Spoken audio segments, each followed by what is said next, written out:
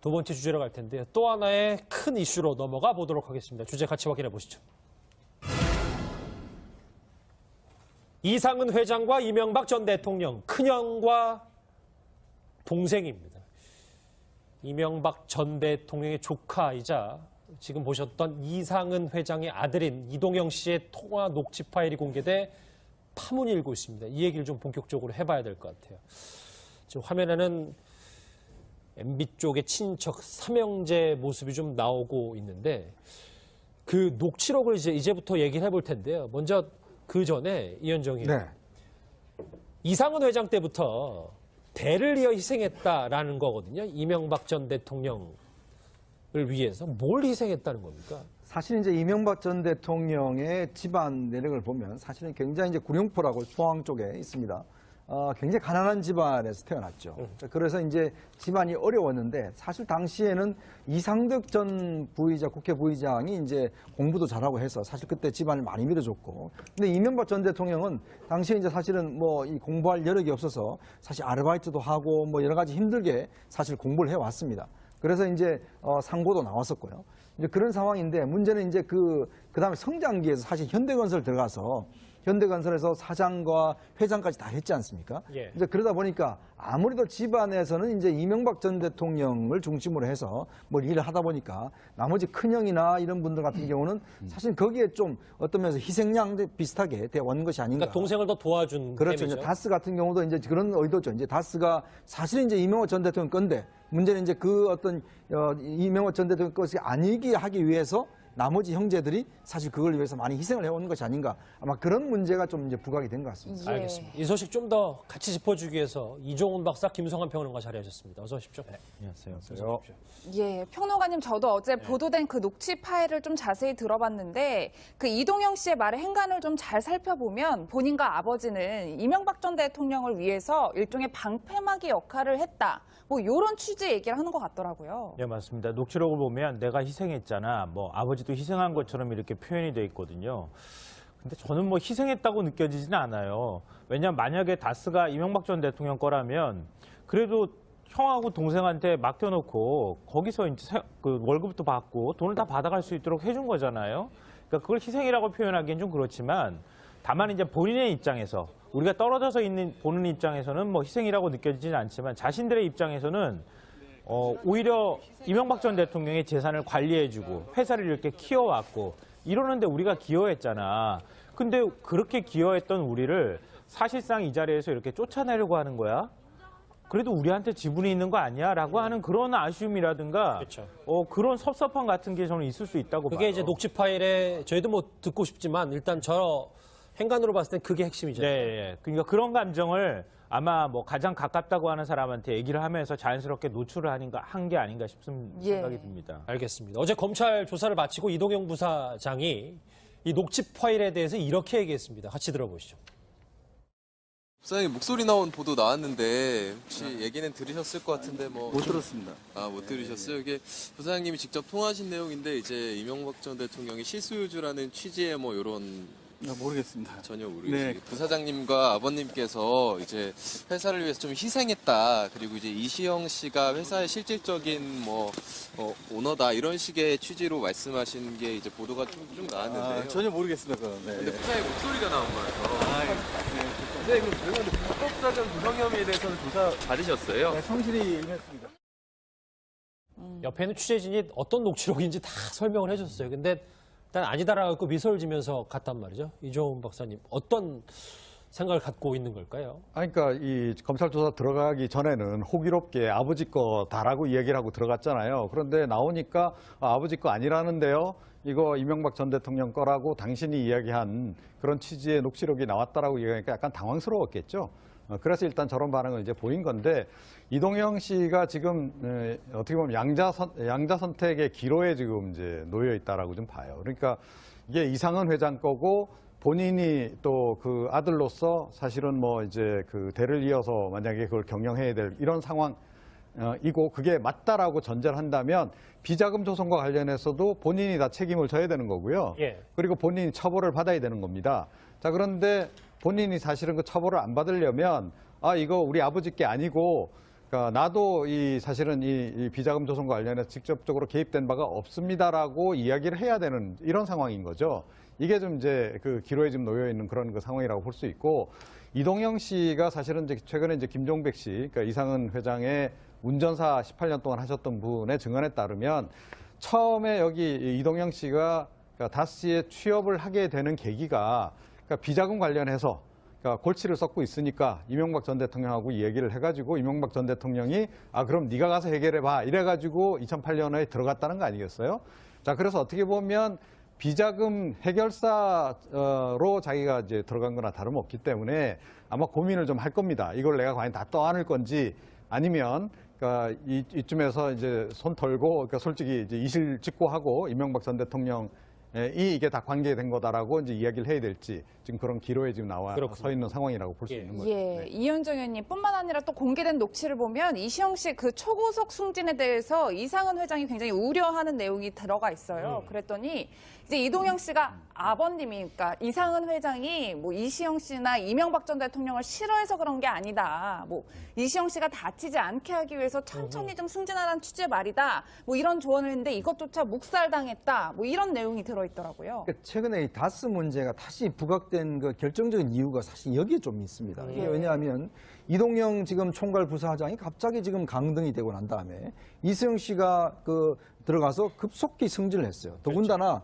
지금 원래 이제 자동차, 현대자동차 이제 그 협력업체 아니겠습니까? 하청업체인데 문제는 자동차 회사를 세우게 되면 이게 같이 이제 공장이 따라갑니다. 근데 현대자동차가 지금 이제 중국 쪽에다가 많이 진출하니까 중국 쪽에도 마찬가지로 다스가 설립이 됐어요. 근데 그걸 지금 전부 다 이시영 씨가 지금 맡고 있는 상황이에요. 만약에 정상적으로 한다면 당연히 이동영 총괄 부사장이 본인이 맡아야 되는데 그렇죠. 예. 문제는 이명박 대통령 퇴임 이후에 이시영 씨에 대한 이 다스 쪽에서 굉장히 급속한 승진이 있었다는 것이고 예. 또 나름대로 중국 쪽에도 많은 이제 업체를 맡아왔다는 것이거든요. 예. 아마 이제 그런 노력. 지금 왜냐하면 이제 어떤 면에서 보면 이게 이제 이것 때문에 사실은 이거 지금 다스를 승계하려고 하는 거 아닌가? 이제 예를 들어서 이시영 씨한테 그냥 바로 넘기려고 하는 거 아닌가? 왜냐하면 이게 지금 대주주는 지금 보면은 이상은 씨가 대주주잖아요. 그럼에도 불구하고 왜 이시영 씨가 들어가서 급속히 승진하고 또 사촌 형이죠. 형도 밀어내고 이렇게 했겠는가. 이런 건 이제 비춰봐서 사실은 이제 이게 뭔가 좀 너무 급속히 승진하다 보면 바로 이런 문제가 터지는 거. 이걸 아마 걱정을 한 것 같습니다. 이 대목에서 우리가 두 가지 포인트를 좀 볼 수 있는데요. 첫 번째로는 다스 같은 회사에서는 별도의 마케팅이 필요가 없습니다. 왜냐하면 주로 현대에다 납품하기 때문에 물론 이제 폭스바겐이나 다른 회사에 납품하려고 준비 중이라는 얘기가 있지만 예. 그래도 주로 다 납품은 현대에다 하는 거거든요. 예. 그러면 이런 회사에서 가장 중요한 자리는 돈을 만지는 자리입니다. 지금 이시영 씨가 간 게 그 총괄 부사장이라고 하는 자리가 돈을 만지는 자리입니다. 회계 재무를 담당하는 자리거든요. 그걸 그 핵심적인 자리에서 이동영 씨를 밀어내고 이시영 씨가 들어갔다는 거예요. 이거는 회사 운영에 있어서 굉장히 상징성이 있는 것들을 보여주는 거고요. 또 하나는 지금 이시영 씨가 그 입사하고 난 다음에 4년 만에 전무로 승진하고 사실상 임원이 된 거잖아요. 그리고 이제 이 현재 중국 법인부터 시작해서 본격적으로 본인이 대표 체제로 들어가는 회사들이 생겨났는데 예. 우리나라 재벌경제연구소에서 경제개혁연구소에서 우리나라 재벌들의 그 후계자들이 들어가가지고 몇 년 만에 임원을 승진을 했는지 조사한 자료가 있는데 6년 만에 승진합니다. 예. 6년 만에 임원이 되고요. 14년 만에 사장이 됩니다. 근데 지금 대주주는 그 이상원 회장인데 이상원 회장의 실질적인 후계자라고 하는 이동영 씨는 밀려나고 오히려 그 조카라고 하는 이시영 씨는 회사에 들어간 지 4년 만에 전무가 됩니다. 그리고 이시영 씨가 밀려나고 이동영 씨가 밀려나고 이시영 씨가 실질적인 사주 역할처럼 이렇게 된다고 하는 거는 일반적으로 우리나라의 재벌에서도 이루어지지 않고 있는 일들이 다스에서 벌어지고 있다 이렇게 봐야 될 것 같습니다. 그러니까 화면 보실게요 한번. 그러니까 큰형이랑 동생이 있는데 그들의 아들들이 이 다스 지분을 갖고 여러 가지 얘기들이 나와서 특히 이제 퇴임 이후에 그러니까 이 다스 얘기가 더 불거지고 이명박 전 대통령과 여러 가지 수사와 더 연관이 되는 거고. 이종훈 박사님 이게 맞는 거잖아요. 그러니까 이게 이제 조만간 제가 보건대는 사촌 간의 전쟁으로 이게 비화가 될 것 같아요. 그러니까 어찌됐건 법적으로 공식적으로는 이상은 회장이 대주주로 돼 있단 말이죠. 그러니까 실소유주 논란에도 불구하고 그리고 이동영 씨가 어제 검찰 조사 들어가면서 아버지 거다라고 이야기한 배경에는 아마 약간 욕심도 좀 나는 것 같아요. 이게 이제 이명박 전 대통령 거라 하더라도 설령 그러니까 법적으로는 아버지가 대주주니까 그냥 이걸 그냥 굳히기 들어가서 내가 그냥 인계받겠다라고 하는 생각도 상당히 있었던 게 아닌가 이런 생각이 좀 들고요. 예. 그런데 녹취록 내용을 보게 되면 이 소유주가 실소유주가 누군가가 명백해지죠. 그러니까 이동영 씨가 아버지가 회장인데 대주주고 회장인데 왜 그 이시영 지금 부사장이 저렇게 급속 승진하는 것을 인정을 하며 용인을 하며 오히려 속도에 대해서만 문제를 삼지 승진하는 것 자체에 대해서는 문제를 삼지 않는가. 알겠습니다. 자, 이건 실제로 내막적으로 보면 거의 사실은 이번 그 녹취록을 통해서도 이명박 전 대통령이 실소유자의 이미 사실상 드러난 거나 다름없다라고 생각을 합니다. 예. 예, 이현정 의원이 이런 와중에 사실 이명박 전 대통령의 사명제에 대한 관심이 굉장히 뜨거운데 둘째 형이죠. 이상득 전 의원에 대해서는 잘 알려져 있어요. 이번을 통해서 이상은 회장에 대해서도 잘 알려져 있는데 도대체 어떤 인물이길래 뭐 본인이 희생한다는 얘기까지 막내 동생을 위해 희생을 한다? 저희가 어떤 정도 역할을 했다라고 봐야 되나요? 아마 이제 그 집안에서는 이제 이상득 전 부의장은 이제 코롱에 들어가서 사실 임원까지 했죠.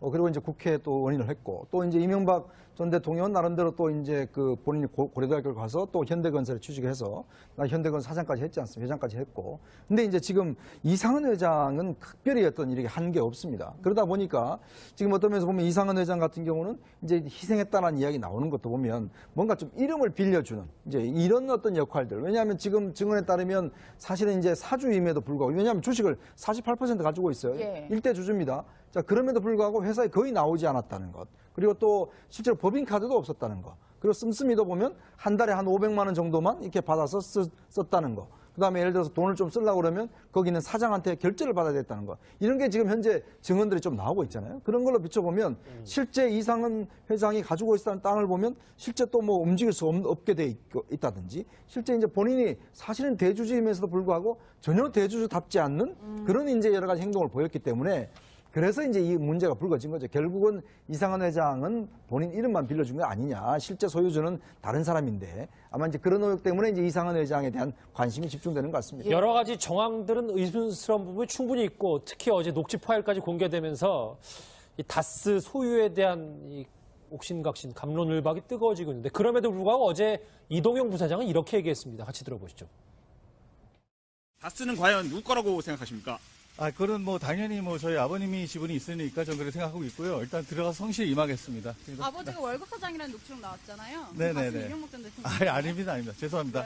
2008년 2월에 그때 MB가 네네네. 전체 들어가서 일하라고 했던데 그 말씀에 대해서 성실히 임하겠습니다. 죄송합니다.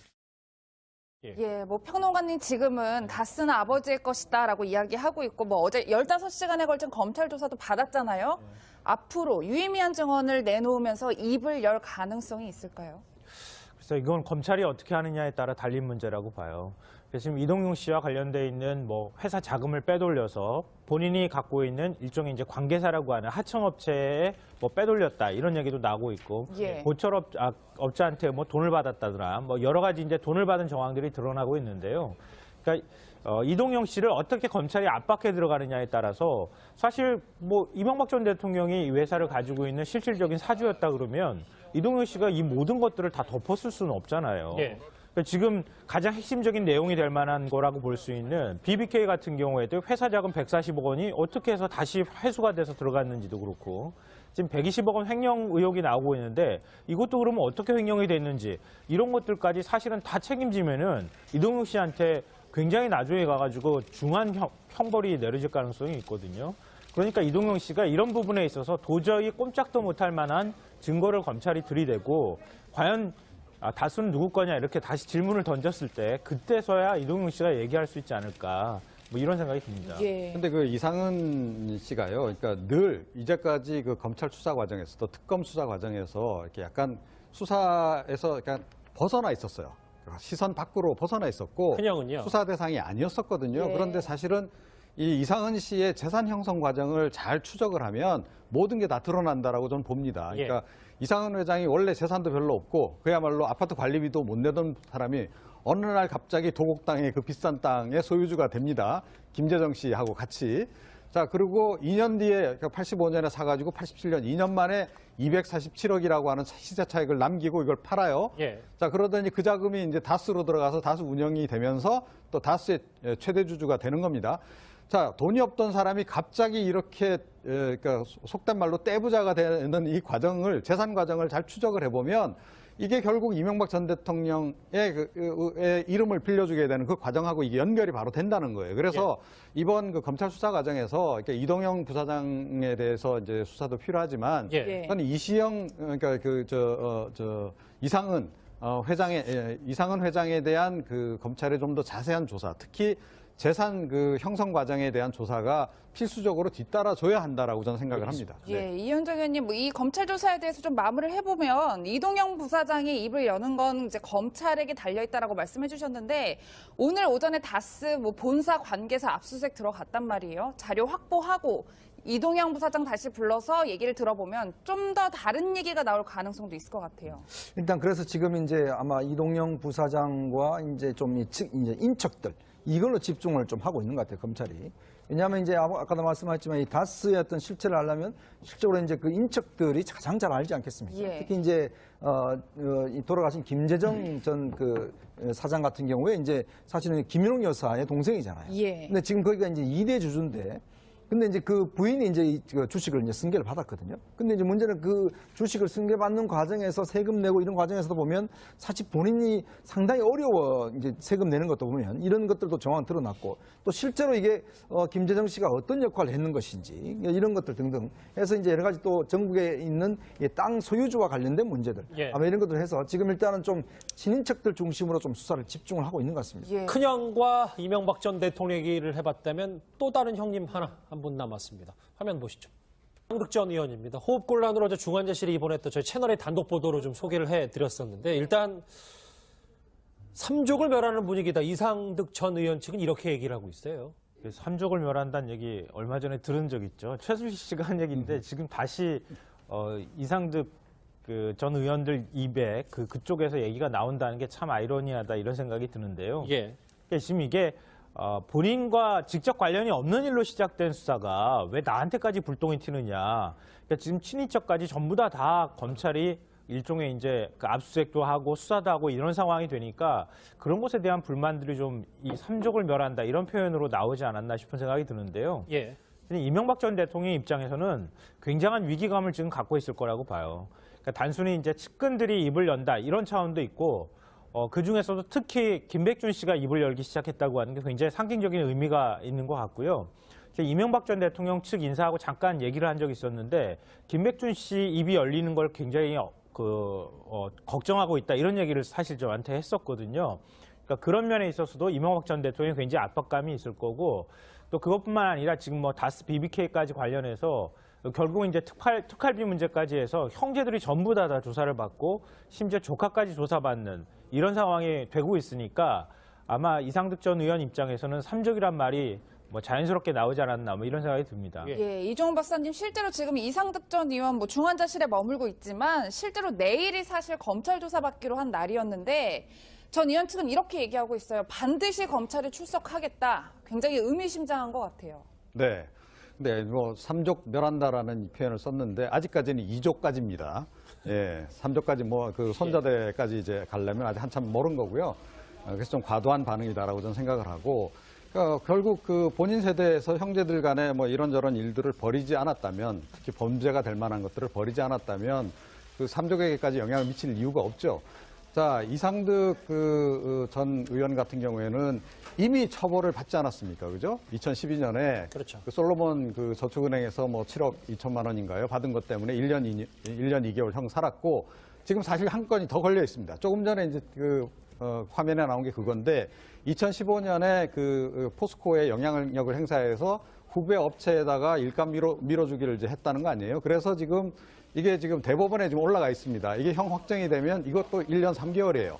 자, 그런데다가 이번에 이제 특활비, 국정원 특활비 수수까지도 만약에 실형이 선고가 되면, 그러니까 그야말로 이분은 3번 벌을 받는 이런 상황이 되는 겁니다. 그래서 아마 굉장히 위기감도 많이 느낄 것이고 또 본인 나이도 있고 하니까 부담스럽겠죠. 자, 그래서 뭐 이제 안 그래도 건강이 안 좋은 터에 뭐 병원에 이제 입원을 한 것으로 일단 추정이 되는데 병원에 입원하고 난 뒤에 사실은 여론이 그렇게 호의적이지 않았습니다. 그러니까 뭐 이 나이도 연로하시고 한데 좀 동정론이 일만도 한데 동정론이 일기보다는 너무 뻔한 수법 아니냐라는 그런 그 반응들이었단 말이죠. 그러니까 과거에 그 뭐 재벌가 오너 회장님들 이렇게 이런 일 알겠습니다. 닥치면 휠체어 타고 뭐 그러시지 않으셨어요?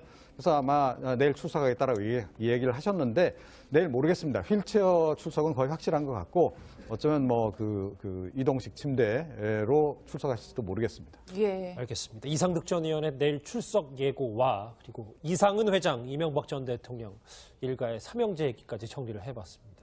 이종훈 박사님과는 여기서 인사를 드리겠습니다. 고맙습니다. 비슷하게 대원 것이 아닌가. 그러니까 동생을 더 도와준 그렇죠. 셈이죠. 이제 다스 같은 경우도 이제 그런 의도죠. 이제 다스가 사실은 이제 이명호 전 대통령 건데 문제는 이제 그 어떤 이명호 전 대통령 것이 아니게 하기 위해서 나머지 형제들이 사실 그걸 위해서 많이 희생을 해오는 것이 아닌가. 아마 그런 문제가 좀 이제 부각이 된 것 같습니다. 예. 알겠습니다. 이 소식 좀 더 같이 짚어주기 위해서 이종훈 박사, 김성환 평론가 자리하셨습니다. 어서 오십시오. 네, 안녕하세요. 어서 오십시오. 예, 평론가님 저도 어제 보도된 그 녹취 파일을 좀 자세히 들어봤는데 그 이동영 씨의 말의 행간을 좀 잘 살펴보면 본인과 아버지는 이명박 전 대통령을 위해서 일종의 방패막이 역할을 했다. 뭐 이런 취지의 얘기를 하는 것 같더라고요. 네, 맞습니다. 녹취록을 보면 내가 희생했잖아. 뭐 아버지도 희생한 것처럼 이렇게 표현이 돼 있거든요. 근데 저는 뭐 희생했다고 느껴지지는 않아요. 왜냐하면 만약에 다스가 이명박 전 대통령 거라면 그래도 형하고 동생한테 맡겨놓고 거기서 이제 그 월급도 받고 돈을 다 받아갈 수 있도록 해준 거잖아요. 그러니까 그걸 희생이라고 표현하기엔 좀 그렇지만 다만 이제 본인의 입장에서 우리가 떨어져서 보는 입장에서는 뭐 희생이라고 느껴지지는 않지만 자신들의 입장에서는 오히려 이명박 전 대통령의 재산을 관리해주고 회사를 이렇게 키워왔고 이러는데 우리가 기여했잖아. 근데 그렇게 기여했던 우리를 사실상 이 자리에서 이렇게 쫓아내려고 하는 거야? 그래도 우리한테 지분이 있는 거 아니야? 라고 하는 그런 아쉬움이라든가 그렇죠. 그런 섭섭함 같은 게 저는 있을 수 있다고 봐요. 그게 이제 녹취 파일에 저희도 뭐 듣고 싶지만 일단 저 행간으로 봤을 땐 그게 핵심이죠. 네, 예. 그러니까 그런 감정을 아마 뭐 가장 가깝다고 하는 사람한테 얘기를 하면서 자연스럽게 좀 강등이 되고 난 다음에 이수영 씨가 그 들어가서 급속히 승진을 했어요. 더군다나 지금 원래 이제 자동차, 현대자동차 이제 그 협력업체 아니겠습니까? 하청업체인데 문제는 자동차 회사를 세우게 되면 이게 같이 이제 공장이 따라갑니다. 근데 현대자동차가 지금 이제 중국 쪽에다가 많이 진출하니까 예. 중국 쪽에도 마찬가지로 다스가 설립이 됐어요. 근데 그걸 지금 전부 다 이시영 씨가 지금 맡고 있는 상황이에요. 만약에 정상적으로 한다면 당연히 이동형 총괄부사장이 본인이 맡아야 되는데 그렇죠. 예. 문제는 이명박 대통령 퇴임 이후에 이시영 씨에 대한 이 다스 쪽에서 굉장히 급속한 승진이 있었다는 것이고 예. 또 나름대로 중국 쪽에도 많은 이제 업체를 맡아왔다는 것이거든요. 예. 아마 이제 그런 노력. 왜냐하면 이제 어떤 면에서 보면 이게 이제 이것 때문에 사실은 이거 지금 다스를 승계하려고 하는 거 아닌가? 이제 예를 들어서 이시영 씨한테 그냥 바로 넘기려고 하는 거 아닌가? 왜냐하면 이게 지금 대주주는 지금 보면은 이상은 씨가 대주주잖아요. 그럼에도 불구하고 왜 이시영 씨가 들어가서 급속히 승진하고 또 사촌 형이죠. 형도 밀어내고 이렇게 했겠는가. 이런 건 이제 비춰봐서 사실은 이제 이게 뭔가 좀 너무 급속히 승진하다 보면 바로 이런 문제가 터지는 거. 이걸 아마 걱정을 한 것 같습니다. 이 대목에서 우리가 두 가지 포인트를 좀 볼 수 있는데요. 첫 번째로는 다스 같은 회사에서는 별도의 마케팅이 필요가 없습니다. 왜냐하면 주로 현대에다 납품하기 때문에 물론 이제 폭스바겐이나 다른 회사에 납품하려고 준비 중이라는 얘기가 있지만 예. 그래도 주로 다 납품은 현대에다 하는 거거든요. 예. 그러면 이런 회사에서 가장 중요한 자리는 돈을 만지는 자리입니다. 지금 이시영 씨가 간 게 그 총괄 부사장이라고 하는 자리가 돈을 만지는 자리입니다. 회계 재무를 담당하는 자리거든요. 그걸 그 핵심적인 자리. 두 번째 주제로 갈 텐데요. 또 하나의 큰 이슈로 넘어가 보도록 하겠습니다. 주제 같이 확인해 보시죠. 이상은 회장과 이명박 전 대통령 큰형과 동생입니다. 이명박 전 대통령의 조카이자 지금 보셨던 이상은 회장의 아들인 이동영 씨의 통화 녹취 파일이 공개돼 파문이 일고 있습니다. 이 얘기를 좀 본격적으로 해봐야 될 것 같아요. 지금 화면에는 MB 쪽의 친척 삼형제 모습이 좀 나오고 있는데 그 녹취록을 이제부터 얘기를 해볼 텐데요. 먼저 그 전에 이현정 의원, 네. 이상은 회장 때부터 대를 이어 희생했다라는 거거든요. 이명박 전 대통령을 위해서 뭘 희생했다는 겁니까? 사실 이제 이명박 전 대통령의 집안 내력을 보면 사실은 굉장히 이제 구룡포라고 포항 쪽에 있습니다. 굉장히 가난한 집안에서 태어났죠. 그래서 이제 집안이 어려웠는데 사실 당시에는 이상득 전 부의장, 국회 부의장이 이제 공부도 잘하고 해서 사실 그때 집안을 많이 밀어줬고, 근데 이명박 전 대통령은 당시에 이제 사실은 뭐 이 공부할 여력이 없어서 사실 아르바이트도 하고 뭐 여러 가지 힘들게 사실 공부를 해왔습니다. 그래서 이제 상고도 나왔었고요.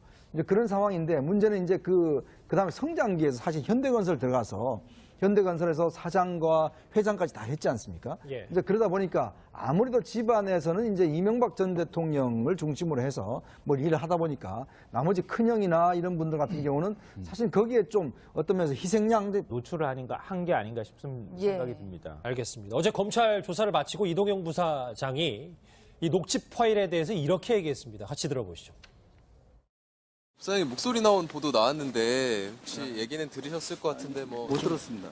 못 들으셨어요? 이게 부사장님이 직접 통화하신 내용인데 이제 이명박 전 대통령이 실소유주라는 취지의 뭐 이런 모르겠습니다. 전혀 모르겠어요. 네. 부사장님과 아버님께서 이제 회사를 위해서 좀 희생했다. 그리고 이제 이시영 씨가 회사의 실질적인 뭐 오너다 이런 식의 취지로 말씀하신 게 이제 보도가 쭉 나왔는데요. 전혀 모르겠습니다. 그건. 네. 근데 부사장님 목소리가 나온 거라서.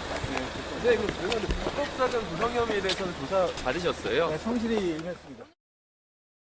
옆에는 취재진이 어떤 녹취록인지 다 설명을 해줬어요. 근데 일단 아니다라고 미소를 지면서 갔단 말이죠. 이종훈 박사님, 어떤 생각을 갖고 있는 걸까요? 그러니까 이 검찰 조사 들어가기 전에는 호기롭게 아버지 거다라고 이야기를 하고 들어갔잖아요. 그런데 나오니까 아버지 거 아니라는데요. 이거 이명박 전 대통령 거라고 당신이 이야기한 그런 취지의 녹취록이 나왔다라고 얘기하니까 약간 당황스러웠겠죠. 그래서 일단 저런 반응을 이제 보인 건데, 이동영 씨가 지금 어떻게 보면 양자 선택의 기로에 지금 이제 놓여 있다라고 좀 봐요. 그러니까 이게 이상은 회장 거고 본인이 또 그 아들로서 사실은 뭐 이제 그 대를 이어서 만약에 그걸 경영해야 될 이런 상황이고 그게 맞다라고 전제를 한다면 비자금 조성과 관련해서도 본인이 다 책임을 져야 되는 거고요. 예. 그리고 본인이 처벌을 받아야 되는 겁니다. 자, 그런데 본인이 사실은 그 처벌을 안 받으려면 이거 우리 아버지 게 아니고 그러니까 나도 사실은 이 비자금 조성과 관련해서 직접적으로 개입된 바가 없습니다라고 이야기를 해야 되는 이런 상황인 거죠. 이게 좀 이제 그 기로에 좀 놓여 있는 그런 그 상황이라고 볼 수 있고, 이동영 씨가 사실은 이제 최근에 이제 김종백 씨, 그러니까 이상은 회장의 운전사 18년 동안 하셨던 분의 증언에 따르면 처음에 여기 이동영 씨가 그러니까 다스에 취업을 하게 되는 계기가 그러니까 비자금 관련해서 그러니까 골치를 썩고 있으니까 이명박 전 대통령하고 이 얘기를 해가지고 이명박 전 대통령이 그럼 네가 가서 해결해봐 이래가지고 2008년에 들어갔다는 거 아니겠어요?